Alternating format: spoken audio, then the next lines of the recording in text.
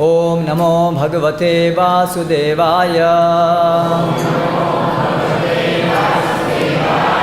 ओम नमो भगवते वासुदेवाय। ओम नमो भगवते वासुदेवाय।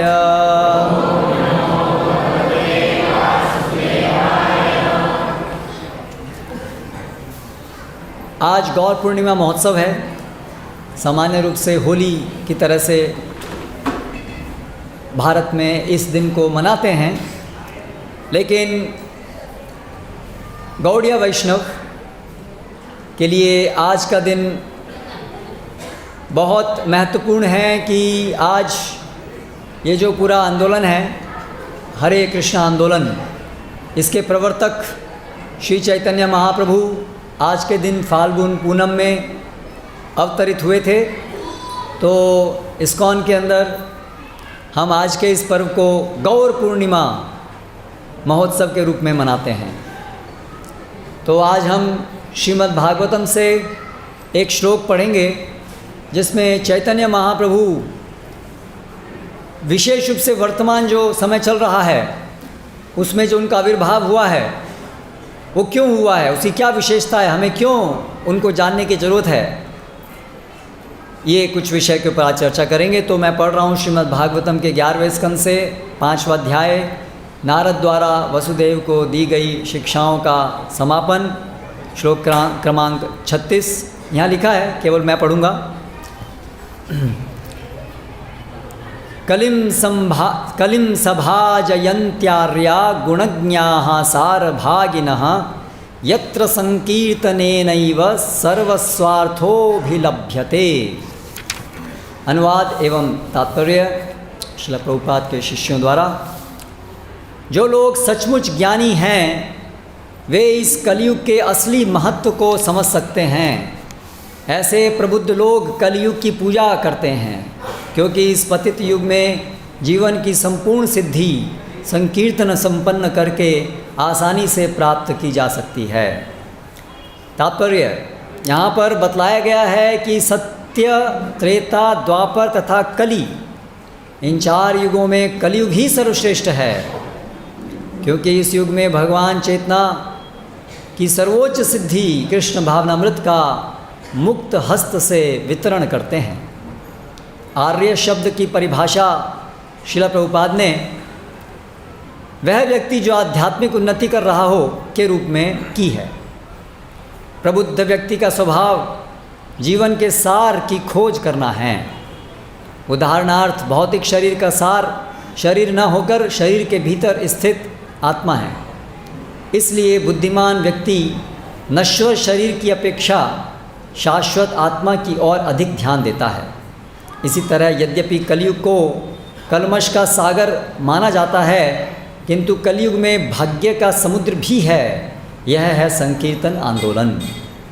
दूसरे शब्दों में इस युग के सारे अधम गुणों का पूर्ण निराकरण भगवान नाम कीर्तन करने से हो जाता है। अतः वैदिक भाषा में कहा गया है, ध्यायन कृते यजन यज्ञैस्त्रेतायाम द्वापरे अर्चयन यदाप्नोति तदाप्नोति कलौ संकीर्त्य केशवम। सतयुग में ध्यान द्वारा, त्रेता में यज्ञ द्वारा तथा द्वापर में पूजा द्वारा जो कुछ अर्जित किया जाता है उसे कलयुग में सामूहिक रूप से केशव नाम का कीर्तन करके प्राप्त किया जाता है। वैदिक विधि बद्ध जीव को धीरे धीरे अहंकार के अंधकार अर्थात स्थूल भौतिक शरीर से झूठी पहचान से ऊपर उठाती है और आत्म साक्षात अथवा अहम ब्रह्मास्मि अर्थात मैं आत्मा हूँ, मैं नित्य हूँ के पद तक ले जाती है। फिर उसे यह खोजना होता है कि यद्यपि मैं नित्य हूँ, किंतु एक परम शाश्वत पुरुष है जो ब्रह्मांड के कण कण के भीतर तथा हर एक के हृदय में के भीतर स्थित साक्षात भगवान है। इस आत्म साक्षात्कार की द्वितीय अवस्था के आगे भी सिद्धि की तीसरी एवं अंतिम अवस्था होती है, जो भगवान के धाम में भगवान का साक्षात्कार है। भगवान मूलतः इस जगत के अधीक्षक नहीं प्रत्युत अपने ही जगत के भोक्ता हैं, जो बद्धजीव के अति काल्पनिक स्वप्नों से भी परे हैं। दूसरे शब्दों में, यद्यपि राजा या देश का राष्ट्रपति जेल विभाग का नियंत्रक होता है, किंतु उसे वास्तविक सुख अपने ही घर में मिलता है, मूर्ख बंदियों को फैसला सुनाने में नहीं। इसी तरह भगवान भौतिक सृष्टि का संचालन करने हेतु देवताओं को नियुक्त करते हैं और स्वयं अपने दिव्य धाम में, दिव्य आनंद सागर में मग्न रहते हैं। इस तरह भगवान के ही धाम में उनका साक्षात्कार करना, इस भौतिक जगत रूपी कारागार के सृष्टा के रूप में भगवान को समझना उससे अधिक श्रेष्ठ है। भगवान का यह साक्षात्कार इस समझ से प्राप्त होता है कि आध्यात्मिक आकाश में असंख्य वैकुंठ लोक हैं और इनमें हर एक में नारायण का अंश विशेष अपने उन असंख्य भक्तों के साथ निवास करता है जो उस विशेष रूप के साथ जुड़े रहते हैं। आध्यात्मिक आकाश का केंद्रीय एवं मुख्य लोक कृष्ण लोक कहलाता है और यहाँ पर भगवान अपने परम एवं आदि गोविंद रूप को प्रकट करते हैं। गोविंदमादि पुरुषम तमहम भजामी द्वारा ब्रह्मा ने इसकी पुष्टि की है। ब्रह्मा ने ब्रह्म संहिता में यह कहा है, ईश्वरः परमः कृष्ण सच्चिदानंद विग्रहः अनादिरादिर गोविंदः सर्व कारण कारणम। इस तरह कृष्ण प्रेम तथा आध्यात्मिक आकाश में कृष्ण लोक के भीतर प्रवेश पाना कहीं भी और किसी भी काल में संपूर्ण सृष्टि में जीवन की सर्वोच्च तथा भव्य सिद्धि है। यह पूर्णतः कलयुग में मात्र भगवान नाम कीर्तन करने से उपलब्ध है। अतएव हर विवेकशील पुरुष, स्त्री या बालक को चैतन्य महाप्रभु द्वारा प्रदत्त सुअवसर को गंभीरतापूर्वक समझना चाहिए और इस कीर्तन को अपनाना चाहिए। केवल अभागे तथा अनुदार व्यक्ति ही इस दिव्य अवसर की उपेक्षा करेंगे। ओम ज्ञानतिमिरान्धस्य ज्ञानञ्जनशलाकया चक्षुरुन्मीलितं येन तस्मै श्रीगुरवे नमः। श्रीचैतन्यमनोभीष्टं स्थापितं येन भूतले स्वयं रूपकदा मह्यं ददाति स्वपदान्तिकं। वन्देऽहं श्रीगुरो श्रीतःपदकमलं श्रीगुरून् वैष्णवांश्च श्रीरूपं साग्रजातं सहगणरघुनाथान्वितं तं सजीवं साद्वैतं सावधूतं परिजनसहितं कृष्णचैतन्यदेवं श्रीराधाकृष्णपादान् सहगणललिता श्रीविशाखान्वितांश्च। जय श्रीकृष्णचैतन्य प्रभुनित्यानन्द श्री अद्वैत गदाधर श्रीवासादि गौरभक्तवृन्द। हरे कृष्णा कृष्ण कृष्णा हरे हरे, हरे राम राम राम हरे हरे। तो इस श्लोक में हमने देखा कि कलयुग का गुणगान हो रहा है। जो भी समय चल रहा है वो कलयुग चल रहा है। तो बताया कि कलयुग सबसे श्रेष्ठ युग है। तो किस लिए श्रेष्ठ है? क्योंकि इसमें स्मार्टफोन उपलब्ध है। पहले के लोग पिछड़े हुए थे, अभी हम चंद्रमा पे जाते हैं, मार्स पे जाते हैं, अभी प्रगति का दौर है, इसलिए ये युग श्रेष्ठ है। आजकल ये बोलबाला है। आजकल क्यों श्रेष्ठ हम मानते हैं? क्योंकि अभी प्रगति चल रही है और अभी हम आगे बढ़ रहे हैं। पहले जो हमारे सब पूर्वज थे वो सब, उनको कुछ जानकारी नहीं थी, वो सब पिछड़े हुए थे। लेकिन जो भी हम प्रगति कर रहे हैं, ठीक है, हमने कुछ आविष्कार किए हैं, कुछ टेक्नोलॉजी डेवलप की है, लेकिन क्या वो टेक्नोलॉजी हमें जन्म मृत्यु के चक्र से बचा सकती है? बल्कि टेक्नोलॉजी ज़्यादा जल्दी मृत्यु को पास लेके आती है। अभी युद्ध चल रहा है, टेक्नोलॉजी की ही देन है कि बड़ी आसानी से बहुत लोग को आसानी से मारा जा सकता है दूर बैठे बैठे। तो जितना भी जिसको हम विकास मान रहे हैं, ये विचार करने की बात है कि क्या वास्तव में वो विकास है? क्या ये टेक्नोलॉजी का विकास ही हमारा वास्तविक विकास है? तो मनुष्य जीवन में ये विचार तो आता ही है कि आखिर इस भौतिक जगत में जन्म मृत्यु बुढ़ापा बीमारी ये सब कष्ट हैं। तो कितनी भी टेक्नोलॉजी डेवलप हो जाए, पिछले 200-300 साल से तो हो ही रही है, लेकिन ये बीमारी का कोई अंत नहीं है, बुढ़ापे का कोई अंत नहीं है और मृत्यु का कोई अंत नहीं है। और शास्त्र में बताया है कि अगर हम इस भौतिक जगत में केवल इंद्रिय भोग करने के लिए प्रयास करेंगे तो बार बार जन्म भी होगा, उसका भी कोई अंत नहीं होगा। तो इस तरीके से जन्म मृत्यु बुढ़ापा बीमारी चलता ही रहता है। और प्रगति क्या प्रगति है अगर हमने मृत्यु को नहीं रोका, अगर हमने सदैव के लिए सब समस्त प्रकार के कष्टों को नहीं रोका, तो फिर वास्तव में प्रगति तो उसको नहीं कहेंगे। तो जो भी हमारी आज की तथाकथित प्रगति है, तो हो सकता है उससे हमने कुछ आविष्कार करके कुछ जीवन को शायद कुछ हद तक आरामदायक बनाया, शायद, क्योंकि एक पहलू में आरामदायक बनाया तो दूसरे पहलू में कष्टदायक भी बनाया है ना। अभी हमने कार और बहुत सारे ऑटोमोबाइल्स इजाद किए हैं, लेकिन साथ साथ में रोड एक्सीडेंट भी होते हैं। कोई भी ऐसी टेक्नोलॉजी नहीं है जिसके दुष्परिणाम भी साथ साथ में नहीं होते हों। और अगर आप ध्यान से देखेंगे तो फ़ायदा कम है, नुकसान बहुत ज़्यादा है। पर वो भी छोड़ दीजिए, तो जो भी टेक्नोलॉजी है वो मनुष्य जीवन के जो सबसे बड़े कष्ट हैं, जन्म मृत्यु बुढ़ापा बीमारी, उसका तो कभी भी समाधान नहीं कर पाएगी। तो इसीलिए जो यहाँ श्लोक में बताया है, जो सारग्राही हैं, जो ज्ञानवान हैं, वो कलयुग की सराहना करते हैं। निश्चित रूप से इसलिए नहीं कि आज हम तकनीकी विकास कर रहे हैं, बल्कि आज इस कलयुग में संभव है जन्म मृत्यु के चक्र से निकलकर वापस अपने धाम भगवत धाम जाना बड़ी आसानी से संभव है इस कलयुग में। उतनी आसानी से सतयुग त्रेता द्वापर युग में भी उपलब्ध नहीं था जितना कि आज इस कलयुग में संभव है। ये महान लक्षण, महान गुण है आजकल के इस युग का, जिससे ज़्यादातर लोग अनभिज्ञ हैं। हम भारत भूमि में रह रहे हैं। इस भारत भूमि के अंदर ही 500 वर्ष पूर्व भगवान श्री कृष्ण स्वयं एक भक्त के रूप में अवतरित हुए हैं। श्री कृष्ण चैतन्य उनका नाम है, जिन्होंने, जैसा कि श्लोक में बताया, संकीर्तन यज्ञ के द्वारा हम सभी को जन्म मृत्यु का चक्र तो छोड़िए, इसके भी आगे पूरी तरह से जो आत्मा की संतुष्टि जहाँ हो सकती है, भगवान से प्रेम प्राप्त करके, भगवान का नित्य दास, भगवान की भक्ति में सेवा करके जो दिव्य आनंद हम सब प्राप्त कर सकते हैं, वो मार्ग हमको दिखाया है। तो इसीलिए आज बड़ा एक विशेष अवसर है जिसमें हम समझने का प्रयास करें कि भगवान यहाँ पर इस रूप में जो आए हैं, ये संकीर्तन से कैसे हमारा परम हित हो सकता है। हम सब झुलस रहे हैं इस भौतिक जगत के अंदर तापों में। शरीर से कितने सारे कष्ट उत्पन्न होते हैं, एक से बढ़कर एक बीमारियाँ हैं और नई नई बीमारियाँ ऐड होती जाती हैं।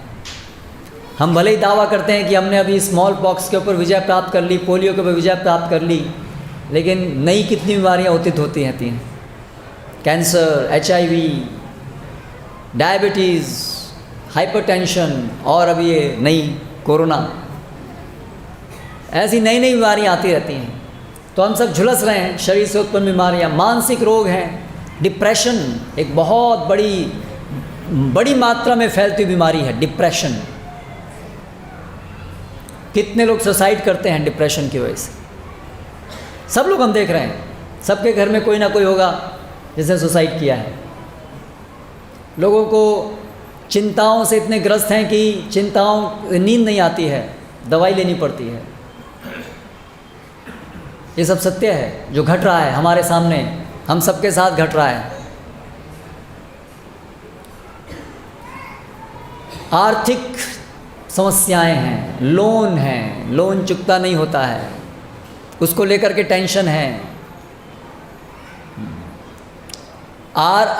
वातावरण, ये एनवायरनमेंट क्या बोलेंगे, पर्यावरण को लेकर के बड़ी बड़ी चुनौतियां हैं सामने।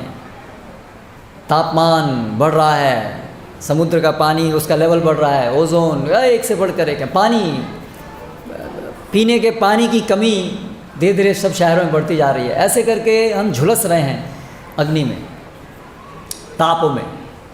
तो हमें विचार करना चाहिए कि क्या कोई उपाय है इसका। सब विचार तो करते ही होंगे, लेकिन हम सोचते हैं कि टेक्नोलॉजी और ज़्यादा बढ़ाने से इसका समाधान हो जाएगा। तो टेक्नोलॉजी बढ़ाने से समस्याएं तो और बढ़ रही हैं, तो अभी उसका समाधान टेक्नोलॉजी से ही करेंगे तो और समस्याएं बढ़ेंगी, तो उससे कैसे निवारण होगा। लेकिन आजकल हम लोग कुछ ज़्यादा सोचते नहीं हैं, सुबह उठते ही मोबाइल देखना शुरू करते हैं, उसमें हमारा ध्यान बटोरने के लिए बहुत सारे विज्ञापन आते हैं। जो हमारा जो वास्तविक चिंता का विषय होना चाहिए कि कैसे इन सब कष्टों से निवारण करने का उपाय क्या है। मेरा जीवन अभी निकला जा रहा है, थोड़ा सा ही समय रह गया, ना जाने कब मृत्यु आ जाएगी। मृत्यु आने से पहले क्या संभव नहीं है जान पाना कि ये मनुष्य जीवन हमें क्यों मिला था और कैसे हम सभी प्रकार के कष्टों का दी एंड कर सकते हैं, फुल स्टॉप, कोई दोबारा से भौतिक जन्म नहीं, नित्य सुख कैसे प्राप्त कर सकते हैं। ये प्रश्न करना ही मनुष्य जीवन में वास्तविक प्रश्न है। लेकिन आज हमें इतना, जो लोग ये विज्ञापन बनाने वाले हैं, टेक्नोलॉजी बनाने वाले हैं, इनको पैसा कमाना है, इसलिए ये हमें ऐसी चेतना में रखते हैं कि कभी जीवन के वास्तविक प्रश्न तो हम करते ही नहीं हैं। पूरा जीवन हमारा निकल जाता है ये वीडियो गेम खेलते खेलते और विज्ञापन देखते देखते और लोभवश पैसे के पीछे दौड़ते दौड़ते और उससे उत्पन्न समस्याओं का कुछ टेम्परेरी तात्कालिक सॉल्यूशन ढूंढते ढूंढते और अचानक एक दिन मृत्यु आगे खड़ी हो जाती है। अचानक एक दिन हम चले जाते हैं, कोई हमने प्लानिंग नहीं की होती है कि हम कहाँ जाने वाले हैं, हाँ, ये कब ये जन्म मृत्यु का चक्र समाप्त होगा, ऐसी कोई प्लानिंग ज़्यादातर लोग नहीं कर रहे हैं। कितने बड़े दुर्भाग्य की बात है। तो फिर हम में और जानवर में क्या अंतर रह गया है, विचार कीजिए।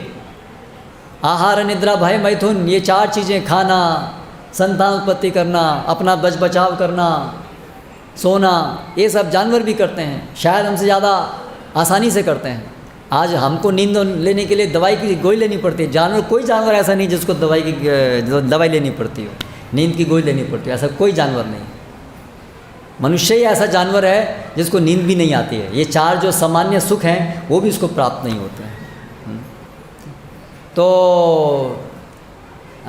लेकिन हम अगर थोड़ा जानवर सड़क पे सो जाते हैं, हम बहुत एक एसी लगा करके सोते हैं, तो क्या वास्तव में यही प्रगति है?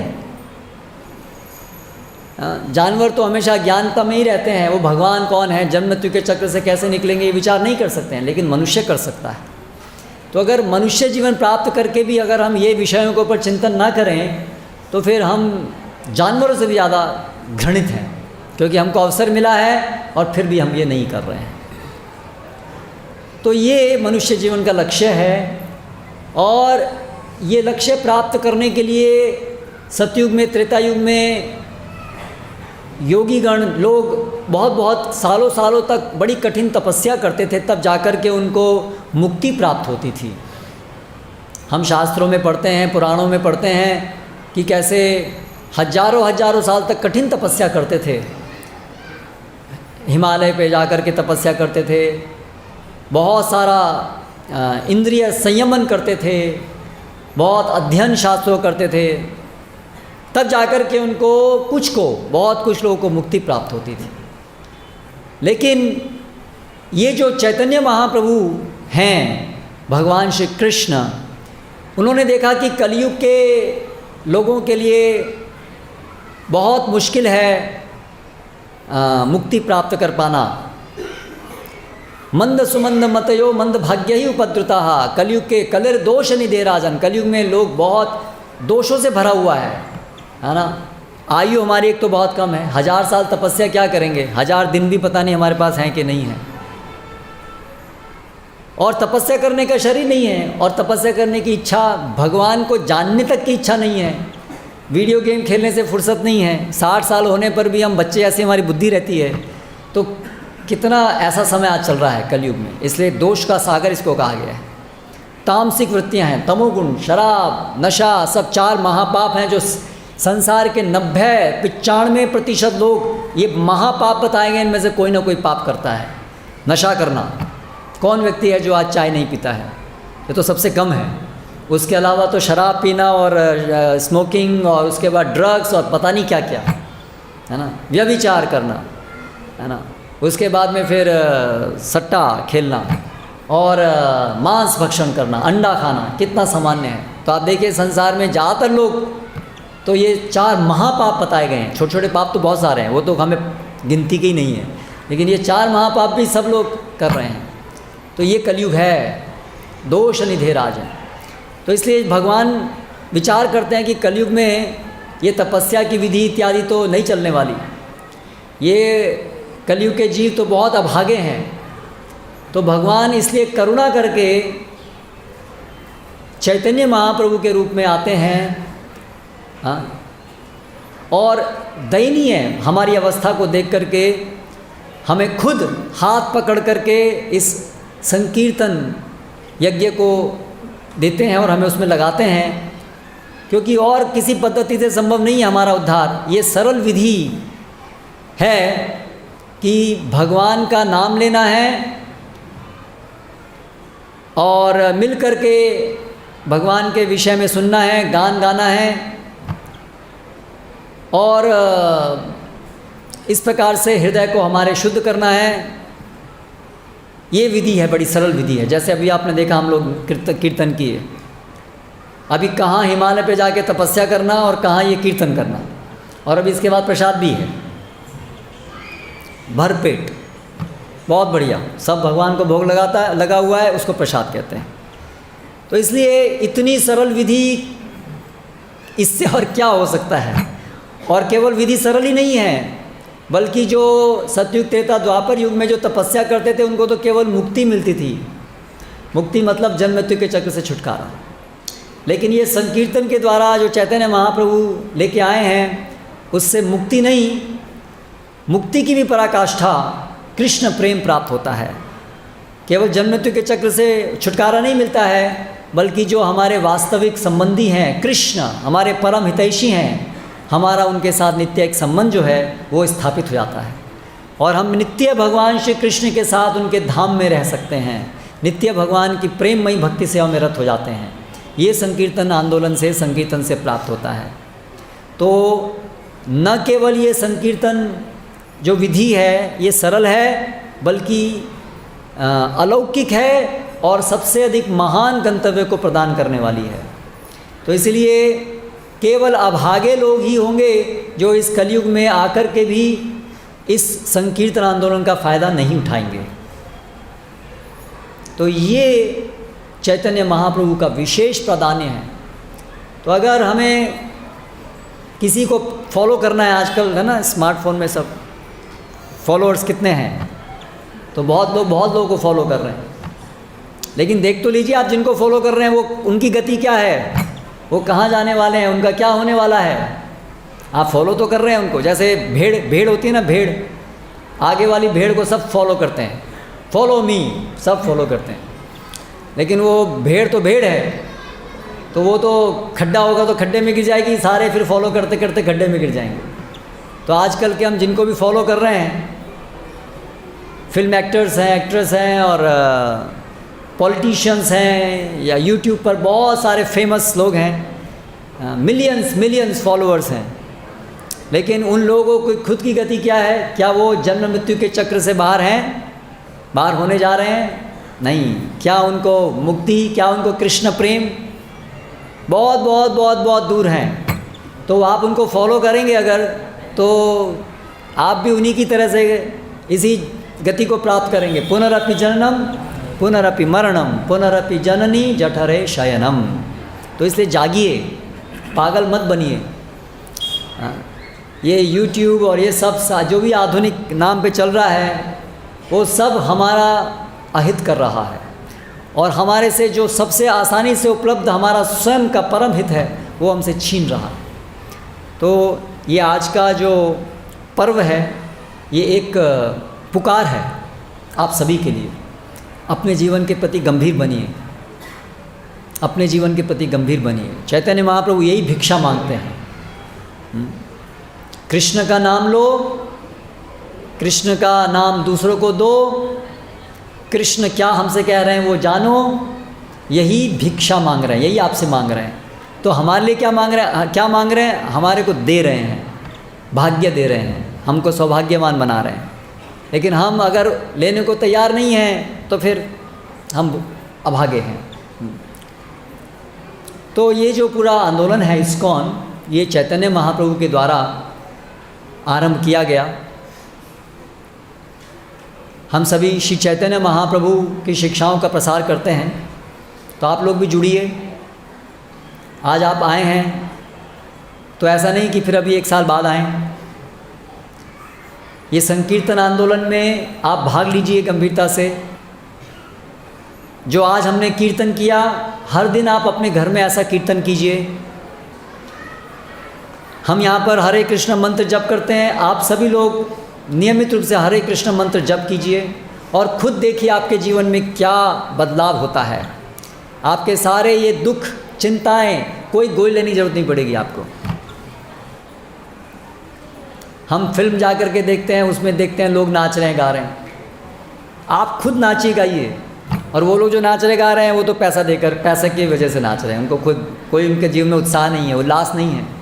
लेकिन ये जो चैतन्य महाप्रभु के आंदोलन में भाग लेते हैं तो खुद उल्लास से नाचते हैं, भगवान की सेवा के द्वारा प्राप्त आनंद से नाचते हैं। तो आप भी नाचिए, इस आनंद में डूबिए। ये आपको बुलाने के लिए चैतन्य महाप्रभु आए हैं।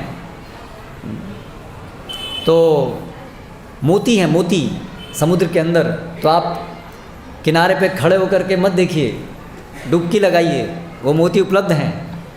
जैसे अभी यहाँ कीर्तन चल रहा था तो कुछ लोग नाच रहे थे, बाकी लोग केवल देख रहे थे। तो आप भी भाग ले सकते हैं। आप देख क्यों रहे हैं, आप भी भाग लीजिए। ये नाचना गाना केवल कुछ लोगों के लिए नहीं है, आप सबके लिए है, आप सबके लिए है। यहाँ कोई छोटा बड़ा नहीं है, भौतिक दृष्टि से सब योग्य हैं इस संकीर्तन में भाग लेने के लिए।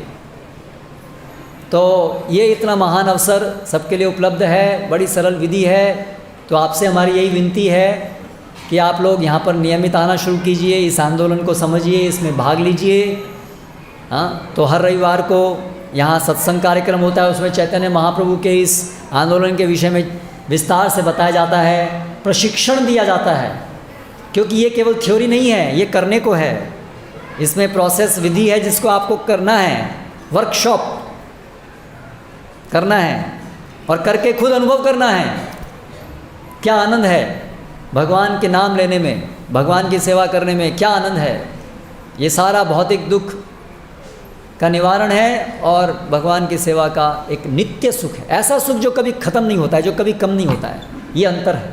भौतिक जगत में भी तथाकथित सुख मिलता है। हम डिस्को पार्टी में जाते हैं, कहीं डीजे पे नाचते हैं, और उसके बाद में थोड़े समय बाद में पूरी निराशा होती है ना। होली, ऐसे फेस्टिवल भी जो भी आते हैं, तो फेस्टिवल आने से पहले फेस्टिवल ख़त्म हो जाएगा, उसका दुख पहले शुरू हो जाता है। दिवाली आएगी आई, लेकिन अभी जाएगी भी। लेकिन ये जो संकीर्तन है, ये भगवान के साथ नाचना है भगवान के लिए, वो कभी बंद नहीं होता है। क्योंकि वो नित्य जीवन है हमारा, वो आत्मा का जीवन है, वो शरीर के साथ ख़त्म नहीं होगा। तो इसलिए ये नित्य सुख है। तो कौन नित्य सुख प्राप्त करने के लिए इच्छुक नहीं होगा। तो ये सब अतिशयोक्ति नहीं है, आप खुद करके देखिए। अगर आपको हमारी बात पे विश्वास नहीं है तो आप खुद उसको प्रयास तो कीजिए। और ये सब शास्त्रों के वचन हैं, मेरे वचन नहीं हैं, इस्कॉन के वचन नहीं हैं। ये सब शास्त्रों के वचन हैं, ये सब महान आचार्यों के द्वारा दिया गया के वचन हैं। तो यही हमारी आप सबसे विनती है कि आप नियमित यहाँ आइए और ये मूवमेंट के बारे में, ये सब शिक्षाएं श्रील प्रभुपाद, ये संस्थापक आचार्य हैं जिन्होंने वर्तमान समय में इस्कॉन की स्थापना करके चैतन्य महाप्रभु के इस आंदोलन का प्रवर्तन किया। तो श्रील प्रभुपाद ने अनेक अनेक ग्रंथ लिखे हैं। तो एक ग्रंथ है चैतन्य महाप्रभु की शिक्षाएं। ये ग्रंथ उपलब्ध है यहाँ पर, श्री चैतन्य महाप्रभु की शिक्षाएं। तो देखिए जिन्होंने भी, और प्रेमावतार श्री कृष्ण पुस्तक, can we bring, do we have Premavatar Shri Krishna, एक छोटी सी किताब है जिस प्रेमावतार श्री चैतन्य महाप्रभु, जिसमें छोटी सी किताब है जिसमें चैतन्य महाप्रभु की ये मधुर लीलाओं को संकलित किया है बड़े संक्षेप में। हाँ, अच्छा, वो तो कहने की ज़रूरत नहीं होता, आप वैसे दे सकते हैं। तो आज आपके पास ये अवसर है, आज आइए, आप आए हैं आज इस अवसर पर। तो चैतन्य महाप्रभु के विषय में एक पुस्तक जरूर लेके जाइए, है ना। तो ये एक छोटी सी किताब है, प्रेमावतार श्री चैतन्य महाप्रभु। जिनके पास भी नहीं है, हमारी आपसे ये हाथ जोड़ के विनती है कि आप ये पुस्तक आज ज़रूर लेके जाएं। और जिनके पास ये है, इसके आगे और एक पुस्तक है, इससे और बड़ी चैतन्य महाप्रभु की शिक्षाएं उसमें दी हैं, वो पुस्तकें नहीं आए ना, तो वो पुस्तक भी है चैतन्य महाप्रभु के दिव्य, ठीक है अभिराम दिए, दिव्य उपदेश, तो वो पुस्तक है। और उसके भी आगे है फिर चैतन्य चरितामृत। तो चैतन्य चरितामृत पूरा विस्तार से चैतन्य महाप्रभु की लीलाओं का, शिक्षाओं का वर्णन करता है। तो आज इस दिन को गंवाइए मत, आज शुरुआत कीजिए आप इस चैतन्य महाप्रभु के आंदोलन में भाग लेने की। तो इस प्रकार से पुस्तक लेके जाइए, और कीर्तन होगा, अभी ड्रामा होगा, उसमें नाचिए और प्रसाद लीजिए। और ऐसा हम हर दिन कर सकते हैं, हर दिन अपने घर में हम भगवान का नाम लेके गा सकते हैं, नाच सकते हैं। तो यहाँ पर अभी हम समाप्त करते हैं। हरे कृष्णा कृष्णा कृष्णा हरे हरे, हरे राम राम राम हरे हरे।